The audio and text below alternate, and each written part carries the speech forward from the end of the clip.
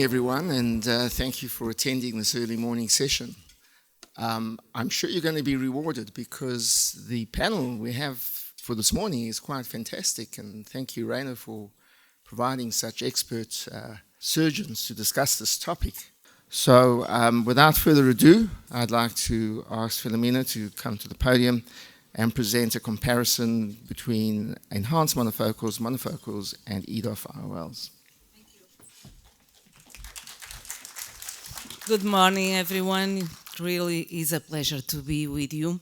Thank you, Dr. Grant, by the presentation, and Rainer for these moments. So I would like to make some kind of introduction of what we are going to talk today, and about the trends with enhanced monofocals. And we all know that cataract surgery is a cost-effective procedure.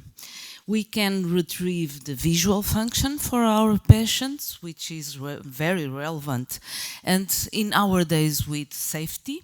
And we also can address more quality of vision with all the improvements that we have with our IOLs. But now we need also to address something that is very relevant for the daily life tasks of our patients, which is the functional vision. And this is really relevant, not only in the personal way, but also has some social and economic consequence. And that's why in the ECRS we start this working group to try to make a better definition of what is the functional vision and the relevance of the functional vision. And if we listen to our patients, when we use PC-IOLs or monovision to try to correct the presbyopia, we see that the patients most complain about intermediate vision. They are not satisfied with that. And right now, in our way of life, and with more aging of the population, with more years in working, we need to address this in our cataract surgery. That's why we had this study that we published this year, try to understand more about functional vision. And we use a little device, this Vivior device, the patients worn in the classes for 3 days. And we could assess the working distance of these patients. And if you see in these graphs, the intermediate vision and the near vision right now in our daily life is more relevant than the far vision. And also we need to understand that most of these daily the tasks they are performed in mesopic conditions. So when we compare to conventional monofocal IOLs, the multifocal and the EDOF IOLs, they perform better, intermediate vision and near vision. However, we all know that this comes with some flaws, like the contrast sensitivity, halos, and glare. And now we have this new kid of the block, the enhanced monofocal IOLs. They are different designs, playing with an increase of the central curvature of the optics, or playing with the spherical aberration. And we know that if we correct totally the spherical aberration, we can have a better definition, a better quality of vision. But if we let a little bit of the spherical aberration, we can improve the depth of field. And what we need is to find the best balance between the two. Because if you see, for instance, this image, you can see the left part of your image, you see the perfect image without any spherical aberration. In the other image, we have spherical aberration. We can see that we have a more depth of field, and we don't lose anything in quality of vision. And this is more relevant even in the near vision. So all these new IOLs, they try to manipulate the spherical aberration to improve this depth of field in a negative way or positive way, the first order or second order of the spherical aberration. So the question right now is, these kind of IOLs, they are effective in distance, intermediate and near vision. They can provide really spectacular independence, and they have any kind of adverse effects or dysphotopsia. Well, I would like to show you our experience at our department, comparing all these kind of IOLs with a monofocal standard IOL, which is the Tecnis in red, as you can see. And you see how we can improve at least 1.5 diopters in the intermediate vision. And this is very relevant for the function of the patients in the day life. You can see that in far vision there is no decrease of the ability of our patients, but a great improvement in intermediate vision, and we know a little improvement in near vision, but with improvement. When we see the contrast sensitive function, we can see that there is no statistical difference from a monofocal standard IOL, also in mesopic conditions. And I recall that mainly these tasks are performed in mesopic conditions. Also, comparing the photic phenomena, we can see that there is no statistical difference between these enhanced monofocal IOLs and the standard monofocal. Of course, they don't use glasses for the intermediate vision, but for near vision, they of course will need it. So the enhanced monofocals, when compared with the standard monofocal, they can provide similar distance visual acuity, better, of course, intermediate vision, with similar contrast sensitivity and without more incidence of dysphotopsia. So they are an alternative to standard monofocal, or even more, they could be the new standard of care for our patients. These kind of IOLs, they have no learning curve, no additional share time, and can provide something that is very relevant, not totally independent of glasses, but independent of progressive glasses that we know that have several issues in quality of vision and also in falls in our patients, as we know. So, just to end, say that the correction of presbyopia in cataract surgery is really an opportunity to improve much more than visual acuity for our patients. Thank you so much. That was a beautiful talk and just summarized the topic so well. And as you said, it's finding just that balance between adding something without detracting something that's going to impact in a negative way. I'm very interested in your definition of enhanced monofocal, EDOF. For me, I find it very difficult to draw a line. And when I looked at your defocus curves, I saw like Symphony looked very much like EMV. Enhance was maybe significantly less, but there was some difference, but very small. So it's very hard to define where you draw the line. In your mind, do you have some sort of concept where you say this is an enhanced monofocal and this is extended depth of focus? When I designed this lens, I called it extended depth of focus. But, you know, that was the only type of lens at that time. And now, of course, we have different categories. We don't have a clear definition right now. We have done a study right now to publish with trying to make a functional classification of the IOLs, because I think what we need is to translate this classification, what they can improve in function for our patients. And that's why I think it's so relevant to talk about functional vision.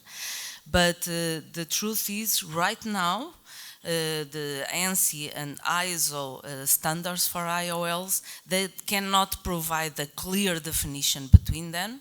And the EMV, in my experience, behaves just like a VVT. I also wanted to add, maybe we don't need to have a line. You know, I mean, obviously we have monofocal on the one hand, and on the very other end of the spectrum we have trifocal lenses, right? And in between there's a big gray zone, and that's something we call monofocal plus, and then we call it EDOF. And then we have differences between the diffractive and the refractive EDOFs. Do we need to have a line where we say this is this category and that's this category? I understand for things like, you know, social, for security, reimbursement systems, that may be of importance here and there. You know, to have a category, to have a box where you can put it in. But at the end of the day, it doesn't really matter. We need to know what this patient, you know, what is best for that patient and for their needs. And you showed very nicely that intermediate vision is becoming more and more important, and that's, you know, and that's, I think it's nice to see that in data of patients. You know, when you actually do these measurements. And I also think there's going to be quite some differences between regions and between cultures and between maybe even, you know, sex, or I don't know what. So I think there's a lot of differences which we still probably need to better identify. But at the end of the day, you as a surgeon need to make a decision for the patient, because the patient will have difficulties making a decision by themselves, or at least they want us to guide them. So I don't really care whether it's monofocal plus or EDOF. Yes. Really important is, what will this lens do for this patient, and will it do the job? Well, it's true that maybe we can have something to translate to the patient, knowing the focus curve of the IOL, which is the percentage of probability that they don't need to use any kind of glasses. And there is a difference, of course. If we use an IANS or we use an AMV, we see the difference of the percentage of patients with glasses after cataract surgery. That's the only issue, I think.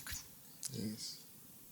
And I suppose it gets even more blurred when you start adding minus defocus to one eye, because then the same lens can provide that near vision ability.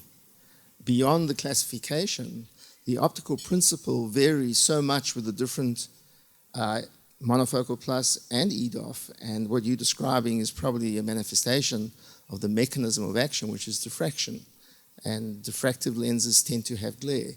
So beyond the actual defocus curve, the optical principle that's the lens is based on will definitely impact. Flemina, that was terrific. Thank you so much. Thank you. And please enjoy your next talk. It can't be as good as this one, but I hope so. Thank you, and have a good graphic. So my pleasure to introduce our next speaker. Oliver Findle will present Ray 1 EMV Toric First in Eye Multi-Center Real-World Clinical Results. Thanks, Oliver. I want to talk to you about the EMV Toric, which came out last September in Europe. And this was the first in-eye multi-center real-world study, or I should say it wasn't a real classical study, but really more observational study. And these are my financial disclosures. None of them are relevant to this talk. So just to give you a short briefing on the optic design, it was already pointed out before, and obviously Graham was the innovator on that design.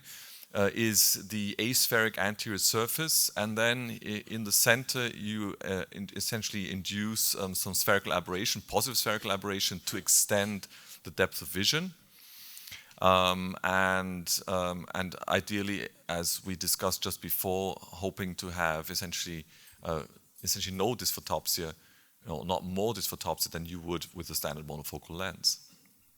So here the principle again, here a cornea with a classical average spherical aberration, and then you have a neutral spherical aberration, neutral IOL, which gives you a pretty small, let me say, focal depth of focus. And if you play as here with the EMV, you start to induce a little positive spherical aberration in the central zone, you get significantly more depth of focus. So how does that translate? And these are obviously here sort of, some not real data, but just from the optical bench.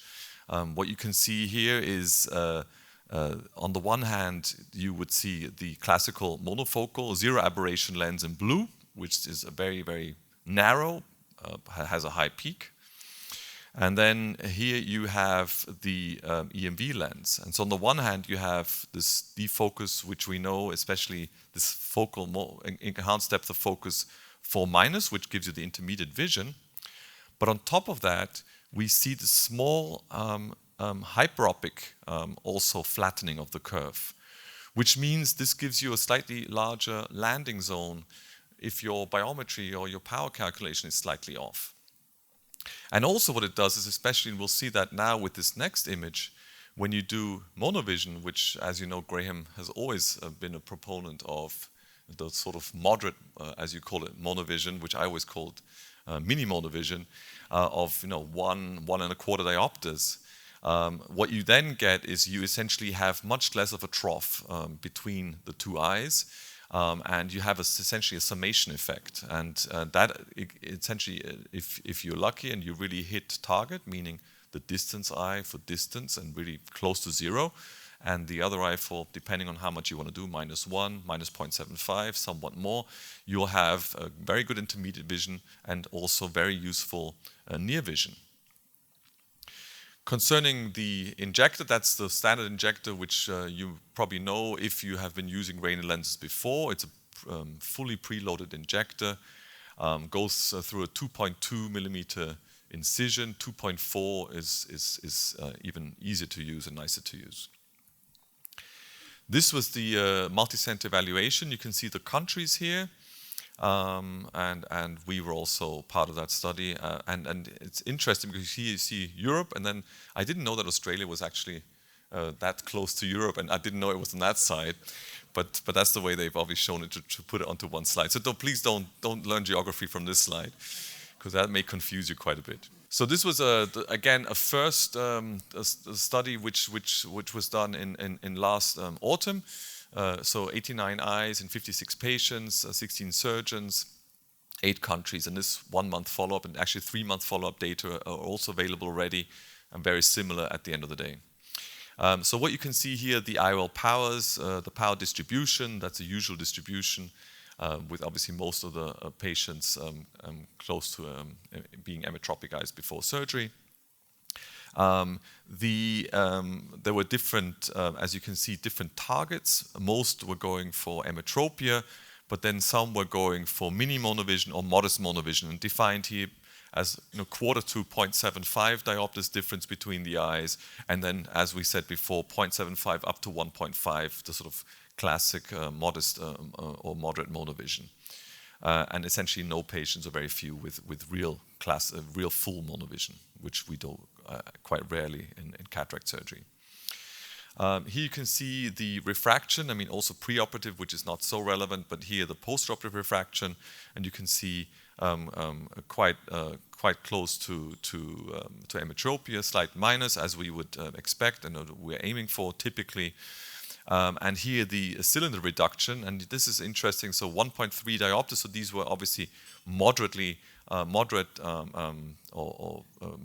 intensity astigmatic patients before surgery with about 1.32 and going down to about 1/3 of a diopter post-operatively. So good correction. Here you can see the 74% of the patients actually had less than 1/2 a diopter of residual manifest astigmatism, and of course in another group without cylinder pre-op, you can see here, of course, being significantly more, and actually some patients even having 2 diopters or more of astigmatism before surgery. So that's also quite good outcomes. And here you can see the actual difference of the pre-op in black, small dots, and then the post-op in orange of the refractive cylinder, and of also significant reduction in the standard deviations, as you would expect with a toric lens. Now here the actual visual outcome, acuity outcomes, which are obviously the most relevant. And what you can see here is corrected distance visual acuity, and this is always monocular and then binocular. And you can see the uncorrected distance visual acuity, obviously because of slight myopia, maybe slightly lower. And then going down to now intermediate visual acuity and near visual acuity. And you can see intermediate is still a very, very high, an excellent range. And always binocular a little better, as you would expect. You can see here near visual acuity, actually pretty good in most patients. And again, this always depends on the distance of reading. So we know that with monofocal plus or EDOF, the patients tend to read not at 35 or 30 centimeters, but at 45 or a little more, which is not a problem. You just need to teach them. They need to know. They need to find out that they shouldn't hold it too close, especially the myopes who are used to reading very close up without glasses. You need to sort of educate them a little. Here the cumulative binocular visual acuity outcomes, and you can see again preoperative and postoperative, as you would expect, significantly better postoperative, actually very good visual acuities in nearly all cases. You can see 82% of the eyes logMAR 0 or better, and 100% 0.2 logMAR or better. This is uncorrected distance visual acuity. And now for intermediate vision, you can see here 100% with 0.3 logMAR or better, and 73% 0.1 logMAR and better, and that's really, very good vision, okay, very, very useful vision. And here really pretty significant numbers with 0.4, 0.3 at near. So that's even, with good lighting, that can actually give a pretty good functional vision. Looking at PROM, so patient-related outcome measures, patient satisfaction with vision, and you can see very satisfied or satisfied. Now we know that in general, after cataract surgery, patients are satisfied. We need to be aware of that, but still good numbers. And more than 50% actually say they're completely spectacle-free, which is quite surprising. You would expect that with, for example, a trifocal lens, but you wouldn't really expect that with a monofocal plus. So what are the key takeaways? This was the first observation of the toric EMV with significant cylinder reduction, as you would expect. The uncorrected distance visual acuity is similar to what you would expect from a standard monofocal lens. The range of vision extension was excellent, especially concerning intermediate vision, but actually also very good near visual outcomes, especially in the monovision setting, of course. And a very predictable refractive accuracy, I showed you that before, but that has to do with the lens design, because we know that the lens is a very stable lens in the eye. That has been shown several years ago. And as I showed also, high patient satisfaction and spectacle independence. Now I shouldn't leave this podium without having one more slide, and that is a slide where I need to invite you, and I would love to invite you to come to Vienna to the 41st Congress of the ESCRS. It's from the 8th to the 12th of September. I think you'll see a very full and lively program in Vienna. I know it's a far trip for you, but I also came here, so vice versa. And so I would love to see you in Vienna, and thank you. And Tung Kwan is going to present clinical outcomes of RAY1 EMV ROL, emetropia, and modest monovision. I'm going to present the outcomes of my study that we are currently doing at Tan Hock Seng Hospital. So here are my financial disclosures.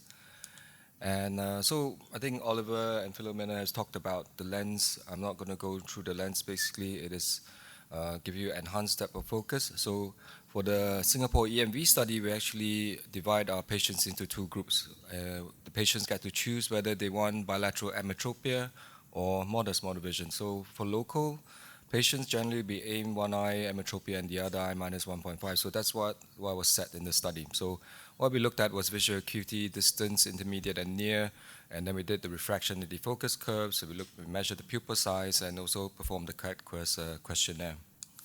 So this is 60 eyes from 30 patients, about equal female and males. Average age was 69 years old. About 21 patients in the bilateral emetropia group and 9 in the modest monovision group.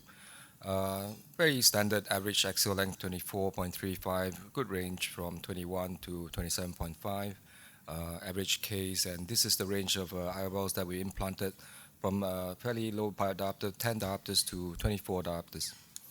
All right, so this is the monocular visual acuity. So you see a difference between monocular and binocular, but in reality, binocular is probably the most important. But we measured the monocular best corrected distance visual acuity. We can see about 90%, 0.1 logMAR or less. And then for intermediate visual acuity, we are getting about 41%, 41.7% within 0.2 logMAR and 60% within 0.3 logMAR.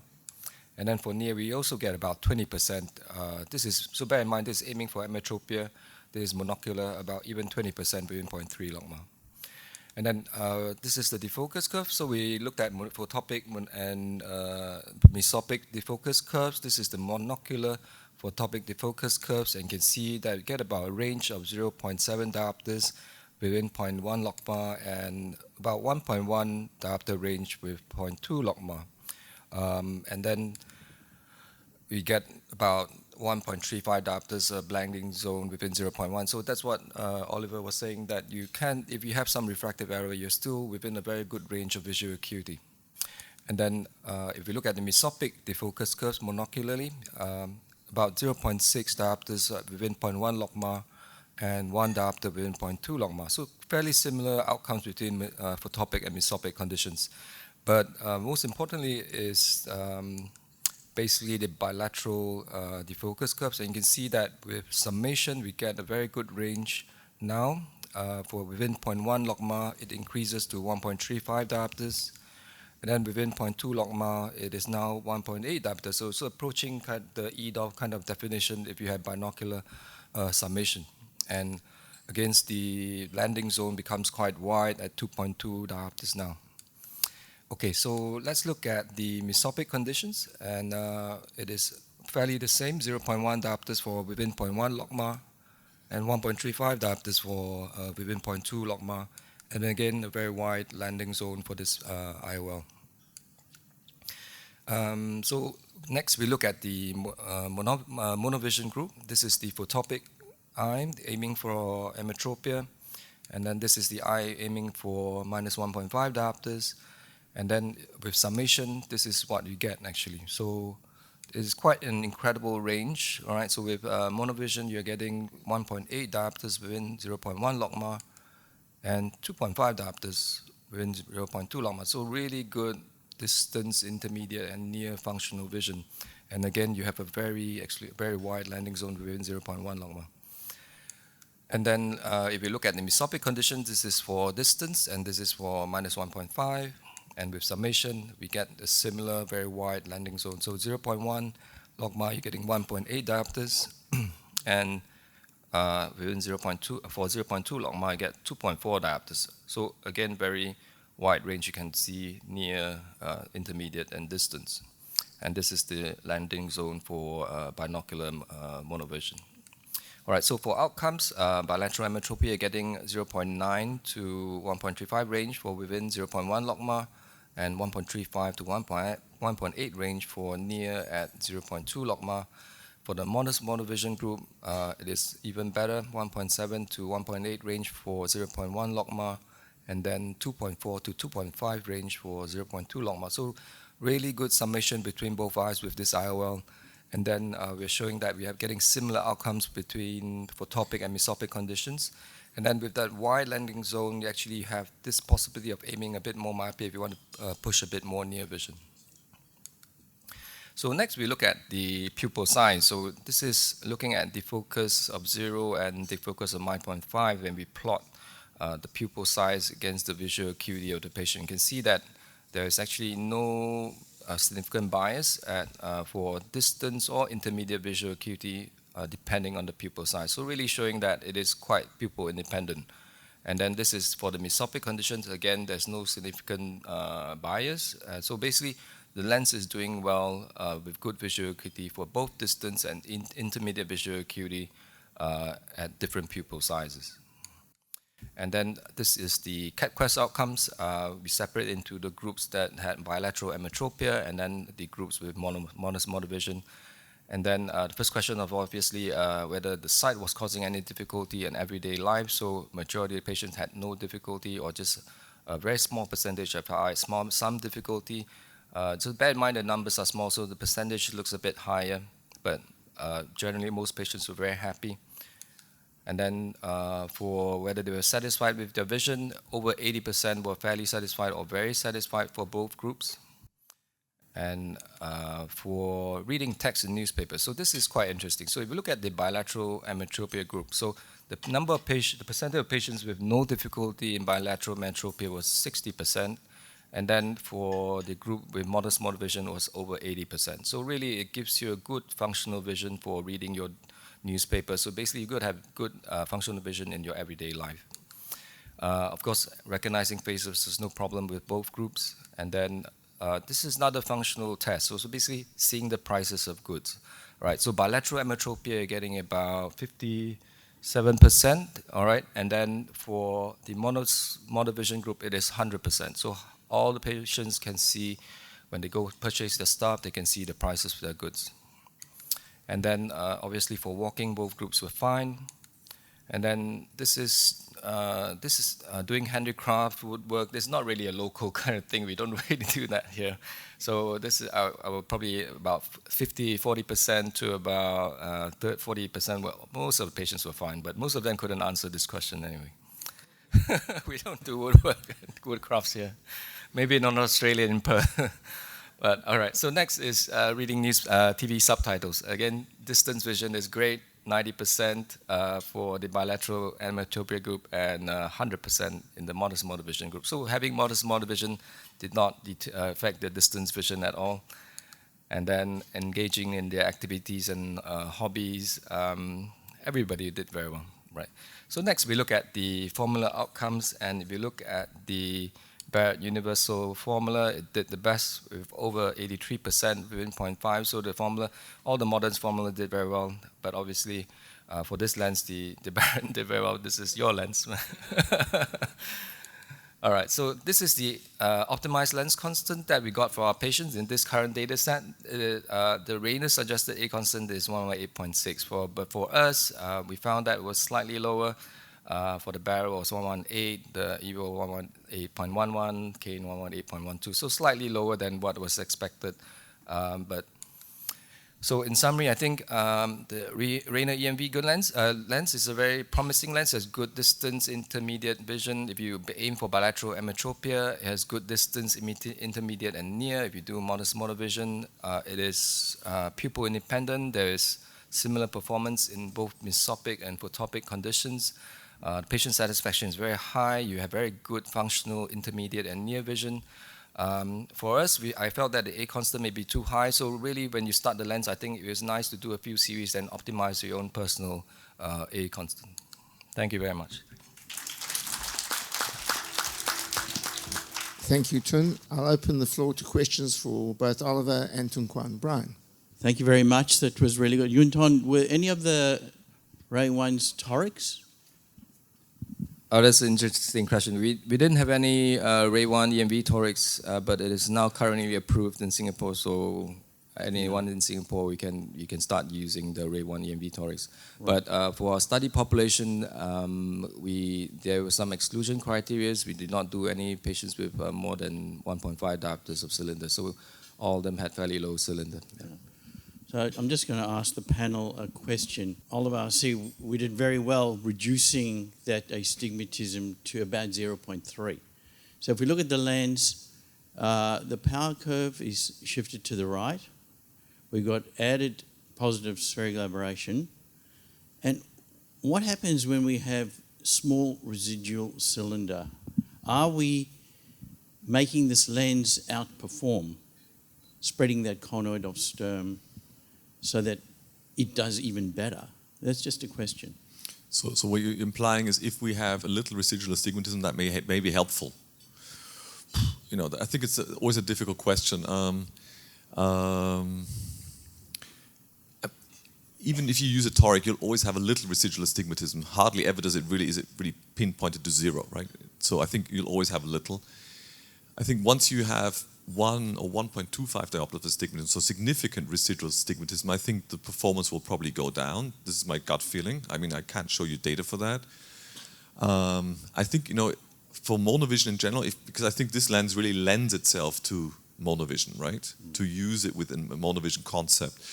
I think it's really important, and I think that's the experience most people do with monovision, that you get a really good visual acuity on your distance eye. And we can discuss the question about, dominant eye, and that's a long discussion of its own. But I think that whatever you define to be the eye for distance, I think you really need to get good visual acuity on that. And if you have a significant amount of residual astigmatism, the patients may still be happy, but may not be that happy. If they were myopes before and were undercorrected with contact lenses or undercorrected with their glasses, they may be okay. But for the emmetrope or the one who was corrected well before surgery, I think, and especially in a refractive lens exchange setting, which I'm not a big proponent of, but if you want to do it there as well, then I think you need to get the distance eye to have good visual acuity. I think the so-called intermediate/near eye, the other eye, I think having a little residual astigmatism on that may not be such a problem. I'm an advocate for eliminating astigmatism, Brian, and if you want to get depth of focus and you want a bit more, then you add some minus in the other eye. But I think your curves showed beautifully, Oliver, that because of the overlap and the blending at both extremes of monovision, so the -1/2, -3/4, which usually isn't enough for monovision, you'll get more gain. But equally, when you do target more like Tun showed, -1.5, it keeps you in the zone of binocular vision because of the blending. So you really have the flexibility, depending on your preference, to use what we call true mini monovision, -1/2, -3/4, or go more, -1, -1.25, because of the particular defocus curve. And this is something that's hard to understand, that you see this field of EDOF, or enhanced monofocal, and different brands. Each type of optical principle will give you a different defocus curve. It's not just a matter of the width of the defocus curve, but they're not symmetrical, as you see, and the asymmetry is what gives, say, positive spherical aberration different characteristics than negative spherical aberration. And you alluded to that in your slide, where you showed a little kink on the one side and a little leg on the other side, and that asymmetry gives each optical principle unique ways in which it enhances the depth of focus. I think there's one thing about monovision. The problem is it depends, I think, also a lot on the culture. So, for example, in Austria, it's really difficult to tell patients that you're going to do monovision. If I tell them I'm going to do 1.5 diopters difference between the eyes, most patients will get quite anxious about that. They don't like the idea of having two different eyes. Half a diopter, they won't even notice, to be honest. I don't even talk to them about half a diopter. If you do 1 or 1.25, you have to tell them beforehand, because otherwise you have to inform them. Half a diopter, you don't even have to inform them. So, because that's actually within our tolerance anyhow of biometry and power calculation, to be honest, right? So I think from that perspective, I think this question about of dominance of eyes is still one which hasn't been answered. I believe it doesn't play that much of a role in most patients. But for example, I'm a real left dominant. I think for me it would matter. So it probably depends on how much of a dominance you have. So I think that's also a topic which needs discussion and probably needs more good research. We could spend the morning talking about monovision and how to implement it. It's a fascinating technique on its own, and the EDOF, or enhanced monofocal, extends the use of it. But Oliver's right. If you say to someone, we're going to leave your eyes different there's an immediate aversion. But you don't have to tell them that. You tell them, if your target is perfect in your first eye, you may become a candidate, and we'll discuss that in more detail. You don't spend too much talking about when they come for their final post-op visit. you actually show them. And that's what the beauty of monovision. You can show them the pros and the disadvantage. And when you sit them in a chair and say, look, your eyes got perfect vision, but look, you can't read, what would you like? The same in the other eye? Or would you prefer this? Drop the 1 1/4 sphere in, or the 1+1 sphere in the trial frame, and they say, look, you can't see as clearly. And then you show them what you can read, and they go, ah. And you know, the majority say, yeah, I'll have that. I do monovision in about 75% of my patients. I think how you apply monovision, it really depends on your population. For us locally, a lot of them are myopic. So generally, I would still give them an option whether they want bilateral emmetropia, then they wear reading glasses, or they do monovision. I do present them with the options. Some patients actually prefer to wear reading glasses. They don't mind that. Like I said, some patients, when they hear this, I'm going to make one eye different, they're like, oh, am I going to get some imbalance? Am I going to be worried? Then you just present with them the fact that if you have some spectacle independence, you are not going to have any imbalance. And most of them, they will decide on their own. I don't force them into a certain category or not, because in the end, it's their own choice. And then if in any doubt, I do give them some trial frame and test them. And then they see that, all right, okay, I can see the intermediate and distance pretty well, and they do choose that. For us, with the myopic population that we have, a lot of them, I just bring them back to their younger days. If you remember that you may be myopic, one of your eyes may not be as myopic as the other, and you never had any problems. And or you had low myopia by -1, -1.5 at that time. You don't wear any glasses, and it was fine. So it really depends on the population and how you relate to them and let them remember what they had in the past. Yeah. And Tum makes a good point. You always do what they prefer. Even if they ask you, what should I do? What would you do? You don't answer. You say, more important, what do you want? But I actually, rather than discussing, I show them, and then we have a brief discussion. And that's the beauty. You can actually show them what their choice is, which you can't do with a multifocal, trifocal. In our practice, tend to do a monovision trial to see how they're doing. And since you all are doing 1.5, we do see a lot of patients who do not accept it well. Probably, they are not very good 6x6 or 20x24 distance, and they may be okay for near. So then does it translate the same on the optical bench? Like, would you expect the lens to also give a not so good distance visual acuity, but a good near? With this broader landing zone on the left side, actually the visual acuity is not as bad as you use another type of layer, just as normal monofocal, and you aim -1.5. The visual acuity may be -615, 624 on a standard monofocal IOL, but with the EMV, because there's more, the defocus there on the left side is broader, they tend to end up like 6.9 or 6.12, so it's pretty good in functional vision. It's not too bad, yeah. So for example, if you've put a 0.75 and the patient's doing very well 6.6 and 6 versus a 1.5 where he didn't do so well, then would you target a 0.75 or would you target a 1.5? It really depends on your type of patients, really. So what their needs are. So when you speak to your patients, you really ask them what their daily activities.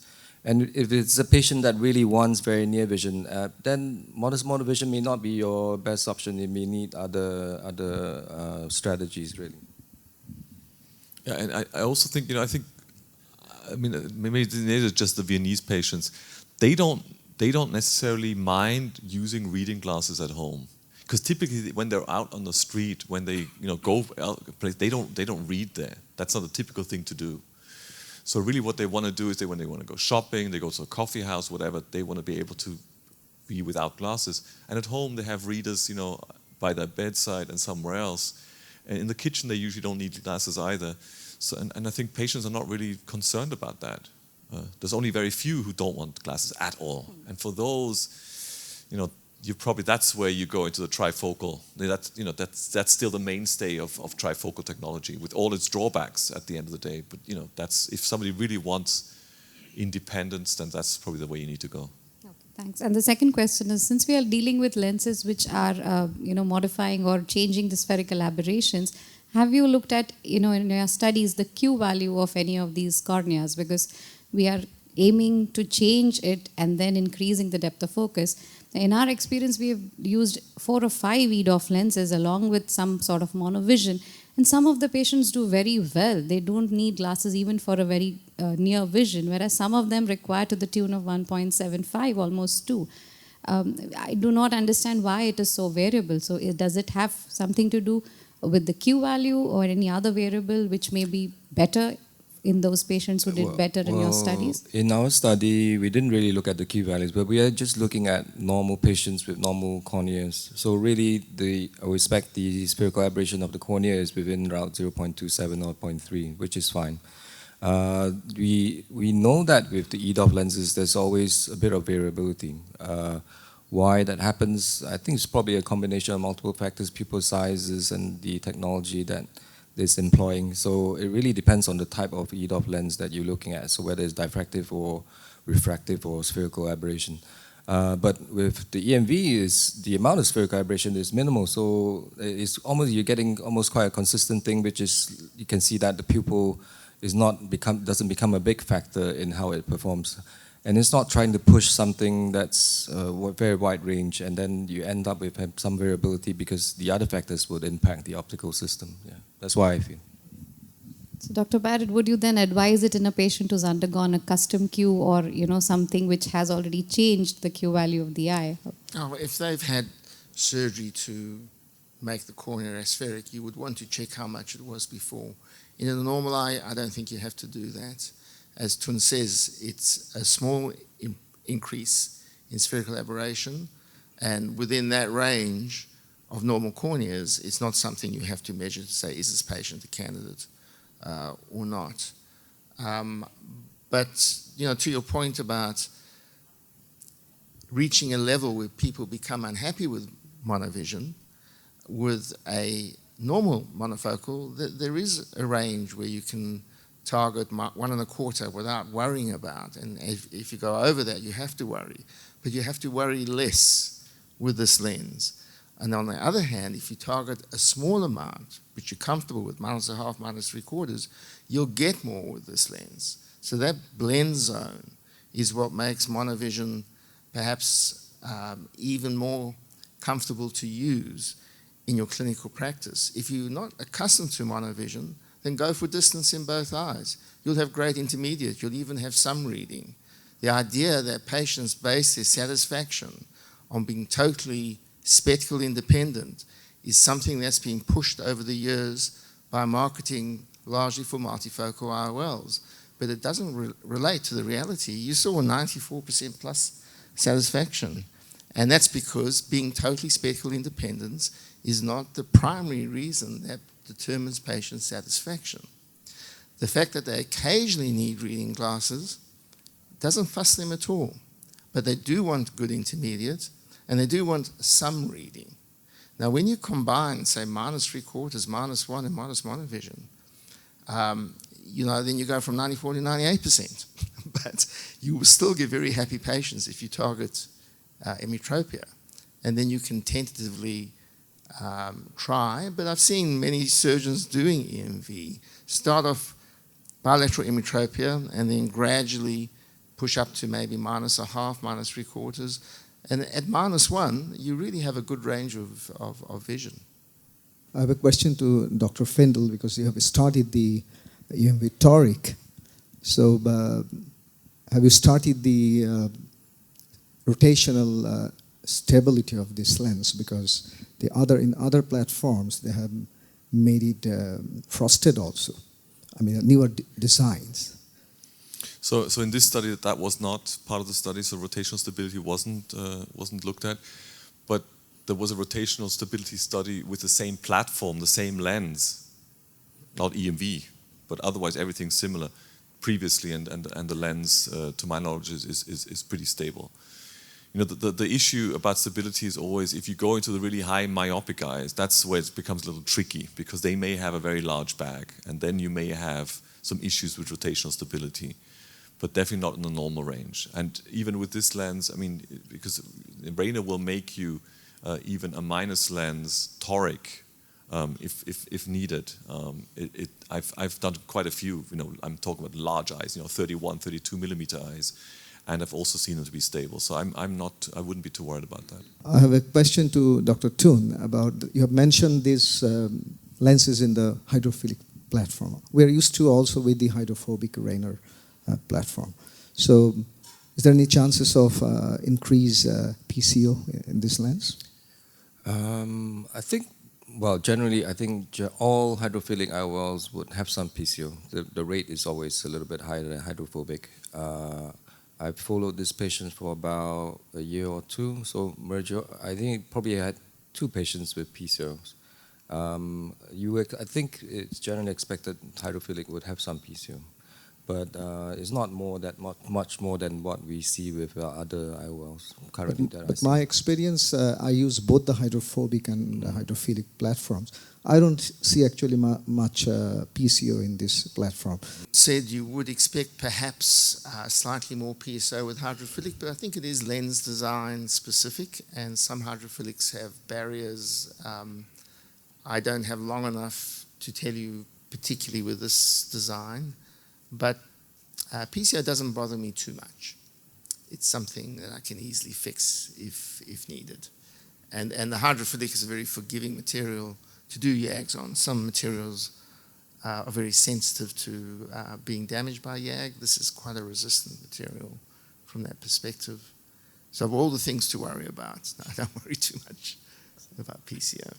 We've done studies with obviously, the hydrophilic platform, which is out there since many, many years, as you know, and has a long track record. And you know that they have a special way of making the sharp edge. Because the problem is doing a sharp edge with a hydrophilic material is always a little difficult because it's done in the dry state, right? That's when the lens is being produced, and then it obviously, then it's hydrated afterwards, becomes hydrophilic. And then what can happen is that edge can become a little blunted. And that was a problem with many hydrophilic lenses in the 2000s and 2010s from different companies. And my understanding is that Rayner actually has a pretty good technology of actually having a sharp edge, and that has been shown by David Spalton and others, with electron microscopy images, that actually the edge stays sharp in that hydrophilic lens, and very comparable to the hydrophobic. Hi, I'm Georgia. I've used this lens in Melbourne, both the non-toric and the toric. I've looked at a small series at the rotational stability, and it's been very good. So I looked at day 1 and around 3 weeks post-op, and the mean absolute rotation at those 2 time points was 1.4 and 1.3 degrees, so really negligible. I've YAG'd one of my patients. It was someone who had a adherent posterior capsular plaque, so I knew I'd be doing that fairly early on, and it YAG'd really well, no problems at all. I come from a monovision background, so I used a lot of monofocal monovision, and I'd typically use about minus 1.25 to minus 1.5 there. I have reduced that for my EMV patients, and the number that I think is working for me is about minus 0.75. And my suggestion, if you're getting started, is what you said, Graham, is just do bilateral emmetropia. Just get a feel for how the intermediate and near performance is working for your patients. And I'd like to do the dominant eye first, and if you get that dominant eye really spot on, then you can offer the patient a little bit of myopia in the second eye, and I'll use language talking about a range of vision. I'm going to give you a larger range of vision with a slight difference between the eyes, and I find it useful telling the patients that this is specifically what this lens design has been designed for. But I never promise anyone that they'll be completely spectacle independent, and if they are, fantastic, but if they're not, I've under-promised and over-delivered, so I think that's important. So Georgia, at minus 3/4, your distance vision will probably still be quite acceptable. Yeah. 6/9, something in that. Yeah.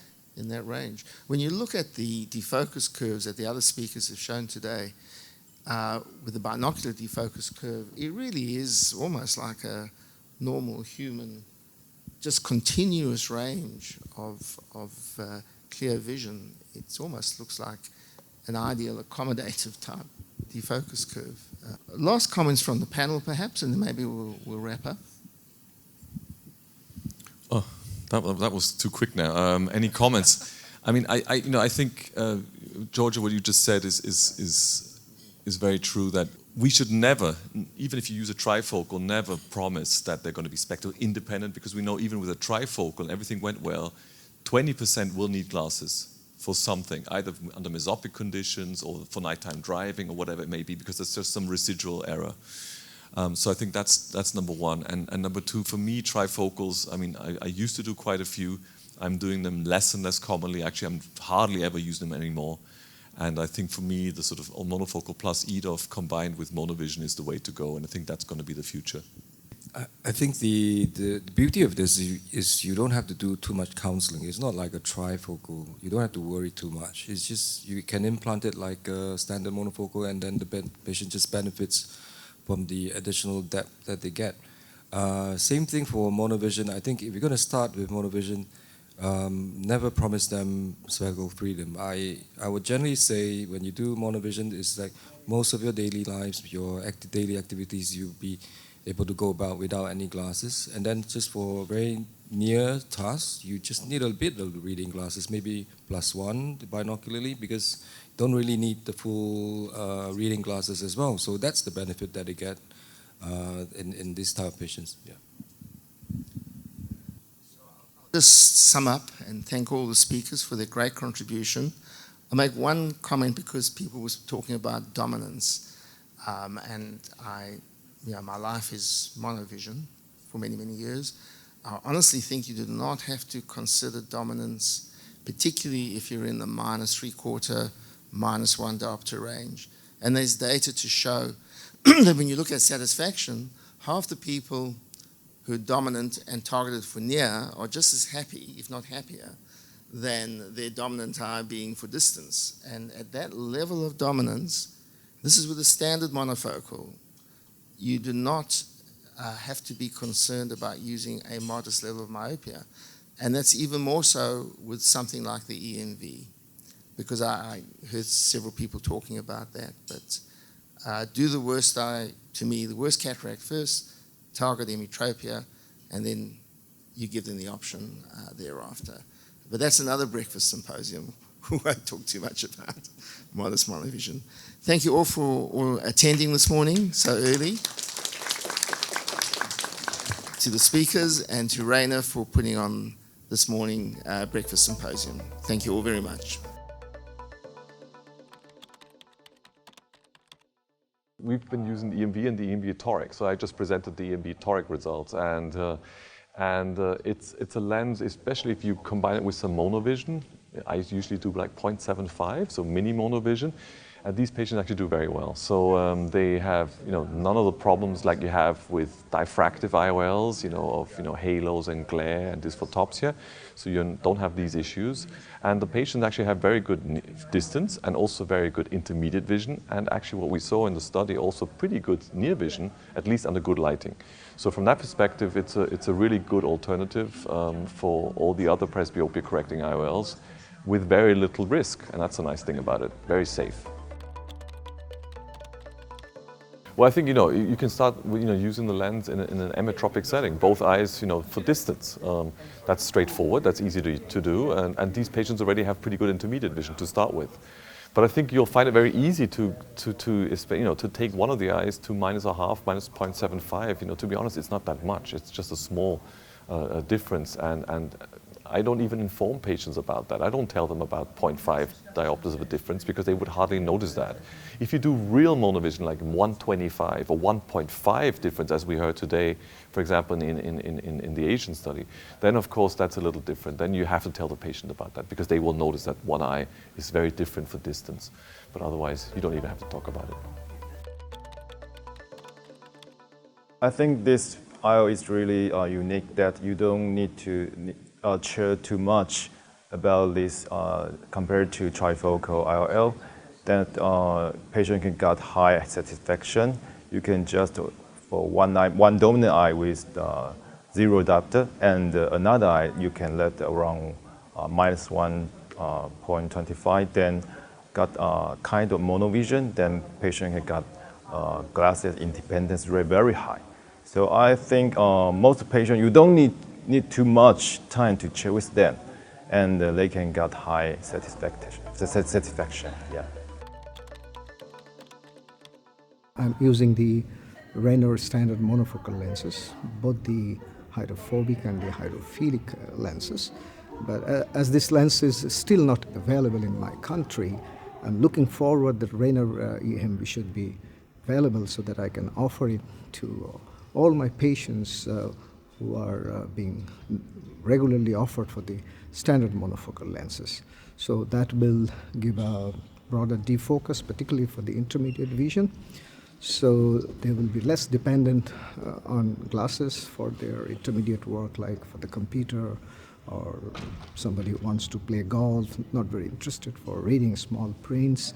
Or if they really want, they can just use a very regular small reading glass. I'm a user of the Ray 1 EMV lens, so I was keen to come along and just hear a little bit more science behind the lens, and what was quite useful was to see some in-the-eye optical data for defocus curves.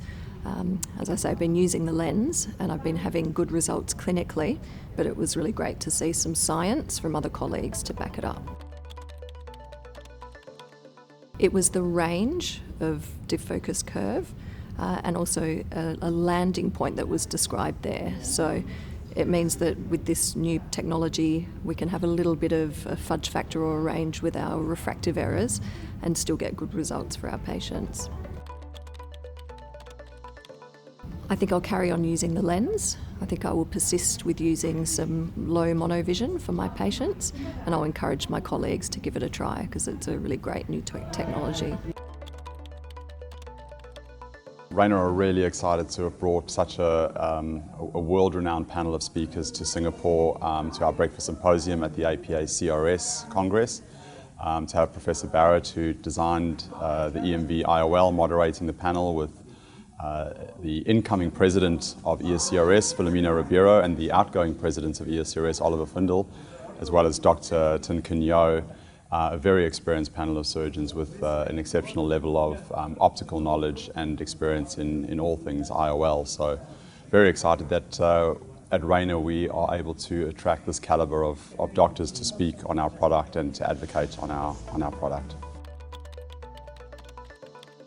Professor Barrett actually came to the Rayner booth at one of the congresses a few years ago, and he'd already had this idea for a lens which would enhance outcomes with monovision and also would give extended range even without monovision, without any dysphotopsias.